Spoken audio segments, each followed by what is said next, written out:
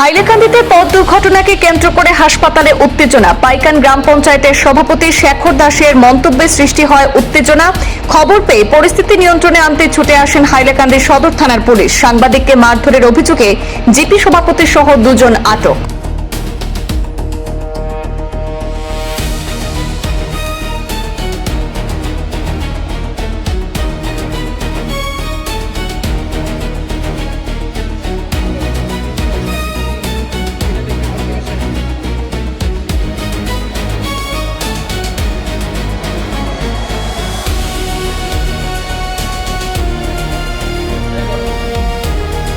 হাইলাকান্দি জেলায় এক সড়ক দুর্ঘটনাকে কেন্দ্র করে সোমবার রাতে ব্যাপক চাঞ্চল্যের সৃষ্টি হয়।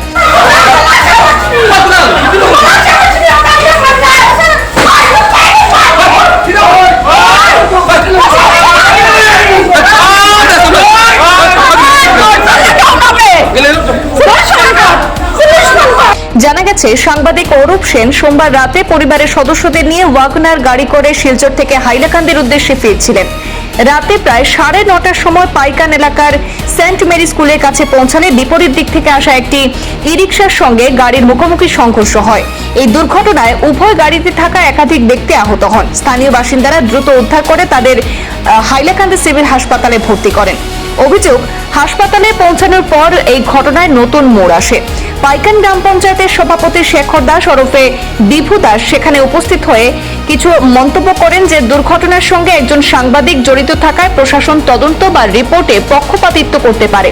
আর এই মন্তব্যের পরেই পরিস্থিতি উত্তপ্ত হয়ে ওঠে। অভিযোগ অনুযায়ী এই মন্তব্যের জেরে বিপরীত পক্ষের কয়েকজন ব্যক্তি হাসপাতালে একা থাকা সাংবাদিক অরূপ সেনের উপর হামলা চালিয়ে তাকে মারধর করে বলে অভিযোগ উঠেছে। আর এতে হাসপাতাল চত্বরে কিছু সময়ের জন্য চরম উত্তেজনা সৃষ্টি হয়।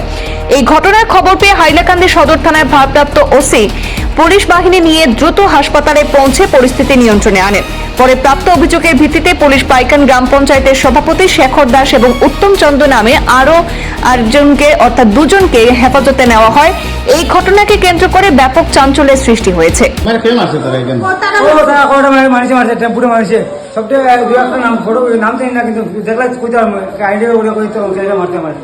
দেখলাম যে দলবদ্ধভাবে হামলা করছে, মাথা মারছে, চোখ মারছে, ও চোখ রক্ত দেখুন।